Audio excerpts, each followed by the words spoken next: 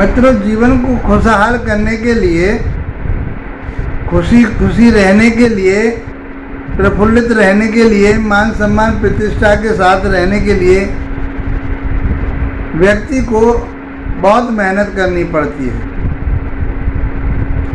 और व्यक्ति एक सामाजिक प्राणी है जो समाज के साथ जुड़ करके चलता है, क्योंकि बिना समाज के व्यक्ति अकेला नहीं रह सकता, ना अकेला प्रोग्रेस कर सकता।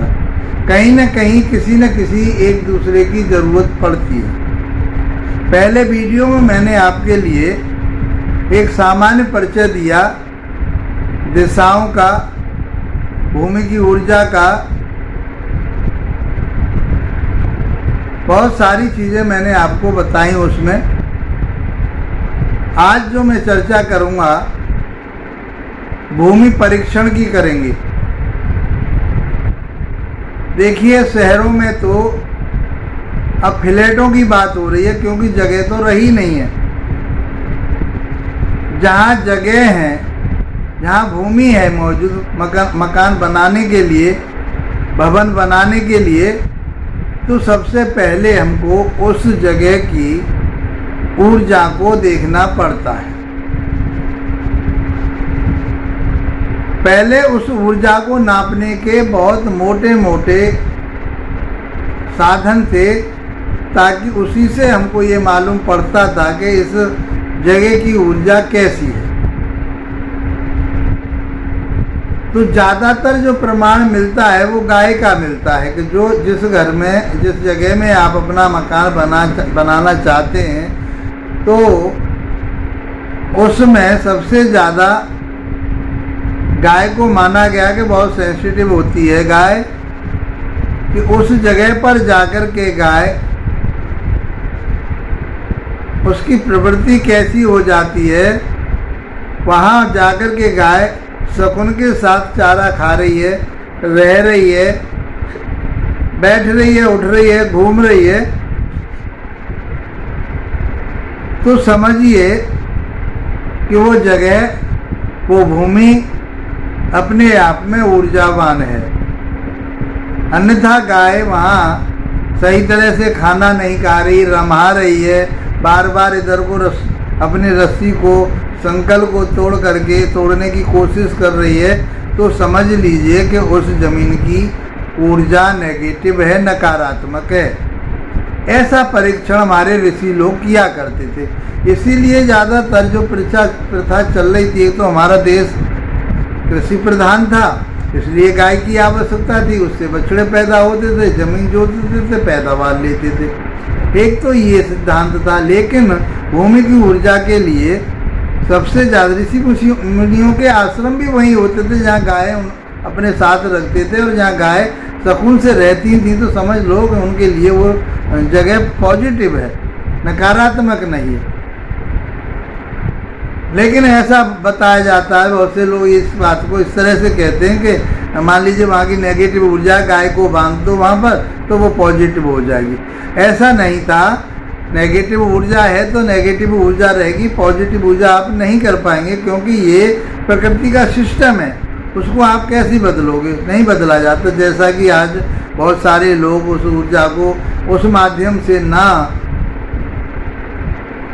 करके, आज के नए माध्यम से उसमें जगह जगह पर गड्ढा करके उसमें बहुत सारी चीज़ें डाल करके, चाहे उसमें पारा डालने हों, चाहे उसमें गाय का गोबर डालने हों, चाहे उस पर, ये एक मेथड था उस समय भी।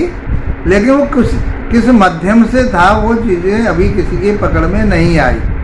लेकिन केवल सीधा सीधा ये मान लिया कि हम इस तरह से कर देंगे तो ज़मीन की ऊर्जा बढ़ जाएगी। तो जब वहाँ ऋषि मुनि उस गाय वगैरह को अपने बांधते थे, तो गाय से होता था एक तो परीक्षण ज़मीन का।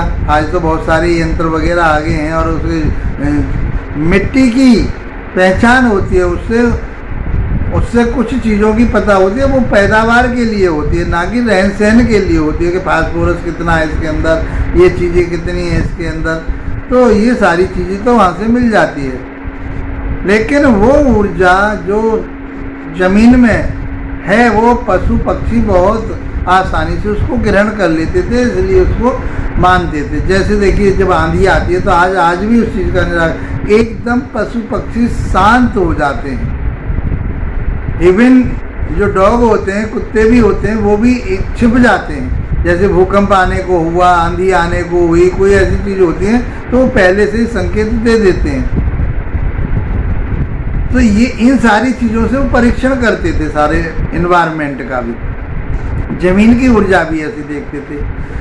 और विधान बताए शास्त्रों में कि एक हाथ बाई एक हाथ का एक गड्ढा खोदिए, उसमें 2-3 तरह के वो परीक्षण करते थे। आपने उस गड्ढे को खोदा, पहला परीक्षण इस तरह से करते थे, या गड्ढे को खोदा और उसमें से जो मिट्टी निकाली, फिर उस गड्ढे को उसी मिट्टी से बंद किया। यदि वो मिट्टी बच जाती है, उसको गड्ढे को भरने पर कुछ शेष बच जाती है, कोई मिट्टी भूल जाती है, अच्छी मिट्टी जो होती है, तो बचेगी मिट्टी उसमें से, तो समझ लीजिए आप कि वो ज़मीन की ऊर्जा आपको रहने लायक है। दूसरा, यदि वही मिट्टी बिल्कुल उसके समतल आ जाए तो वो मध्यम प्रकार की ज़मीन है कि वहाँ ना ज़्यादा नेगेटिव ऊर्जा है, ना कोई ज़्यादा पॉजिटिव ऊर्जा है। तीसरा, यदि वही मिट्टी उस गड्ढे में और अंदर को चली जाए, दब जाए, मतलब उसमें खड्डा रह जाए बाकी, तो ये समझ लीजिए कि वो नकारात्मक ऊर्जा है, वहाँ आपके रहने के लिए अच्छी नहीं है। एक परीक्षण तो ये होता है। दूसरा परीक्षण, इसी तरह से एक गड्ढा खोद करके उसमें पानी भर दिया और बहुत तेज गति से गए, 100 कदम तक गए और फिर वापस आए। तो आपने यदि देखा कि वो गड्ढा पानी से पूर्ण भरा हुआ है तो वो उत्तम है, ज़मीन वहाँ की उत्तम है, आपको रहने लायक है वो। यदि गड्ढे में कुछ पानी कम हुआ है तो वह मध्यम है। यदि वो पानी बिल्कुल सूख चुकी है या थोड़ा बहुत दलदल सा ही रह गया नीचे, तो वो आपके रहने लायक नहीं है। इस तरह से बहुत सारे परीक्षण करते थे। तो ये वैदिक शास्त्रों के जब इंस्ट्रूमेंट नहीं थे इस तरह के जो आज, लेकिन वो प्रकृति के साथ जुड़े हुए थे। उस प्रकृति में पशु पक्षियों के माध्यम से, अपनी कुछ और चीज़ों के माध्यम से, हवा के रुख से, बहुत सारी चीज़ें ऐसी होती थी, सूर्य के तेज से, वो सारी चीज़ों को इस तरह से किसी न किसी माध्यम में, किसी न किसी तरह से परीक्षण करते थे। किसी भी चीज़ का हो, अलग अलग फील्ड थे उनके, तो इस तरह से परीक्षण होता था। और भी कई बहुत सारी विधियां हैं जो हम आपको बताते हैं। बीज बो कर के भी उस ज़मीन पर पता लगाते थे कि यदि बीज उसमें 3 दिन के बाद उगाया है तो समझ लीजिए कि वो ज़मीन अच्छी है, पॉजिटिव है, रहने लायक है, आप उसमें आपकी समृद्धि उन्नति होगी। इस तरह से उनके बहुत अनुमान थे लगाने के, वो विश्लेषण उसका जो निरीक्षण करते थे, तो इस तरह से ज़मीन की ऊर्जा का पता पड़ता था।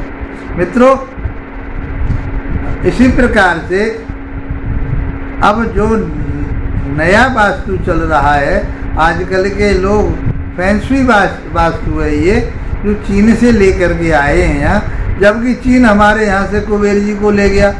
हमारे यहाँ कुबेर जी की स्थिति उत्तर दिशा में बताई गई है, तो उसी कुबेर की आकृति को उन्होंने वहाँ जा कर के लाफिंग बुद्धा बना दिया। लेकिन उसको आप देखेंगे तो वो कुबेर जी के स्थान पर ही लगाए जा रहे हैं, है न, खुशहाली के लिए, अपॉर्चुनिटी के लिए, अवसर के लिए, धन प्राप्ति के लिए।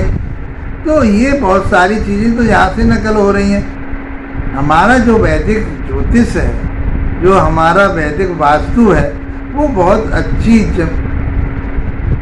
टिकाऊ बना हुआ है, उसमें कोई बनावटी चीज़ें नहीं है और स्थिर है। वो उसके माध्यम से आप करते हैं वास्तु, या सीखते हैं या जानते हैं, तो फिर आपके लिए खुशहाली होगी, उन्नति और तरक्की होगी। इस प्रकार से आज जो मैंने छोटा सा वीडियो आपको भूमि परीक्षण के बारे में बताया, और अब तो भूमि परीक्षण करने की आवश्यकता ही नहीं है। गांव देहात में तो आज भी हम देखते हैं और बताते भी हैं कि कहाँ नल का लगना चाहिए, यहाँ नल लगाइए, यहाँ पर आप रसोई बनाइए, यहाँ पर इधर के लिए आप अपने पशुओं को बांधिए, यहाँ आप बैठक बनाइए। ये सारी चीज़ें गांव देहात में आज भी चलती हैं। मित्रों, मैं समझता हूँ कि ये वीडियो आपके लिए लाभप्रद रहा होगा, और यदि आपके लिए लाभप्रद है तो सब्सक्राइब करके जाइए और इसको शेयर भी कीजिए ताकि आपके मित्रों को इसका भी लाभ प्राप्त हो सके। इसी के साथ आप लोगों का धन्यवाद। नमस्कार।